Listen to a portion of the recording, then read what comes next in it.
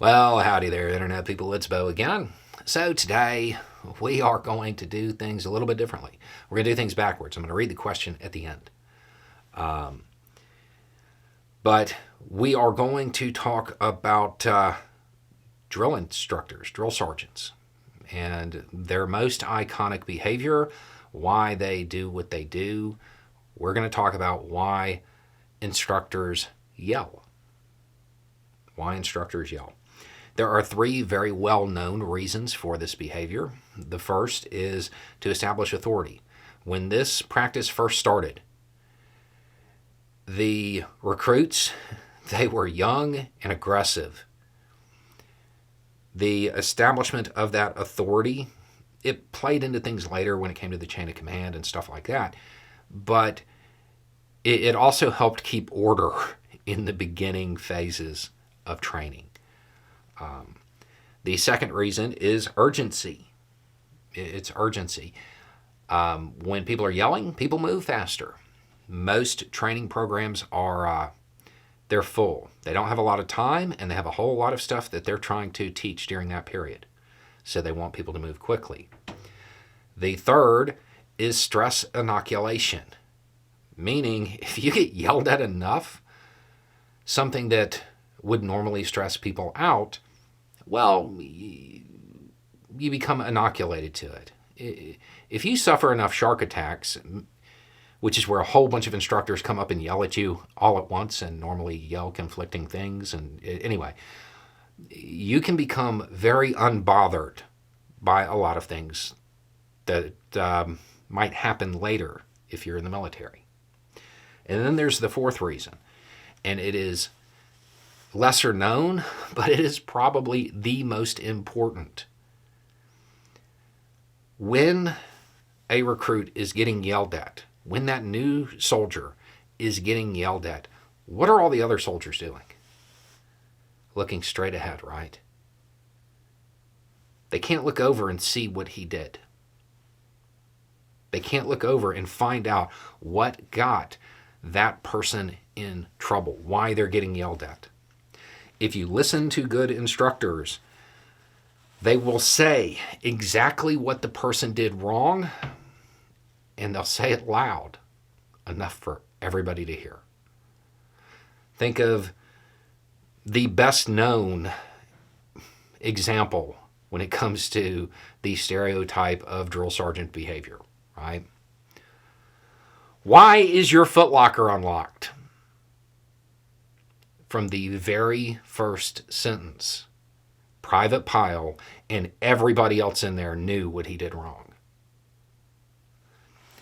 It turns a teachable moment for one person into a teachable moment for everybody. And that's why it's done. It's a teaching technique. You don't have to employ this teaching technique with that much hostility, but it works. So here's the question. Why do you make fun of people in videos explaining how to fact check? You have vids on this, and you could just send them a link or in response to their email. Your audience is mostly really smart. Most of them don't need these videos to begin with, and I don't see why you remind people of the same stuff periodically. Because if I send them an email, not everybody else hears it. If you look at those videos where I do that, the topic that needs to be debunked is in the title. So when people are searching for that, looking to confirm their bias, there's a high probability they will run across that video. Those people who are searching out something to make them believe that Zelensky bought a mansion in Florida, they are people who do not know how to do that, or they don't apply it if they do know how. So putting it out there like that, it provides more people with the possibility of stumbling across that information. Yeah, I actually have like long videos explaining how to fact check and go through stuff. But the way YouTube works, those older videos, unless somebody sends it to you, you're probably not going to see it. The other thing is, if you watch like every video on this channel, yeah, you're going to hear about how to use 10i like a dozen times. I mean, maybe not a dozen, but probably half a dozen by now. But not everybody watches every video. Battling that kind of bad information is something that I think is really important. So, yeah, I use a technique that puts that information out there multiple times so a whole bunch of people can see it. And it's a technique that maybe should be used in other ways as well. Learning from somebody else's mistake, it helps get around that block that people have when it comes to admitting they've been fooled.